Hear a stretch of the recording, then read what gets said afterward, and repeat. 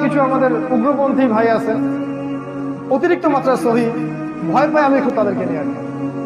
তারা অলওয়েজ আমার কথাগুলোকে মার্ক করে বা আমাদের কথাগুলো একটা যদি স্লিপ অফ টাং বের হয়েছে এইটা নিয়ে কথা হবে, মানে কে যেন ওদেরকে দায়িত্ব দিছে যে এটাই তাদের দায়িত্ব। ভাই এই সময়টা আল্লাহর ওয়াস্তে দিনের পথে ব্যয় করে, আপনি আপনার জায়গা থেকে কিছু উম্মার জন্য কিছু করেন, অনেক ভালো হয়।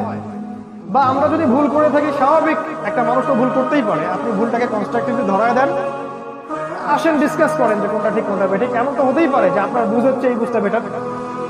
এমন আপনি যে স্কলার শায়েখ পূজা করছেন, তারা তো মাযহাব মানে না, কিন্তু শায়েখ পূজা ঠিকই করে। শায়েখ যে পূজা করছেন সেই শায়েখের চাইতে অন্য একটা শায়েখের কথা তো বেশি বেটার হতেও পারে। কেমন করে ধরে নিলেন যে এই ব্যাখ্যাটাই চূড়ান্ত? সালাফদের ব্যাখ্যাই নিব, ঠিক আছে, বাট সালাফরা এতটা বোকা ছিলেন না, তারা কোরআন সুন্নাহকে দিয়ে জগৎকে ব্যাখ্যা করতেন এমন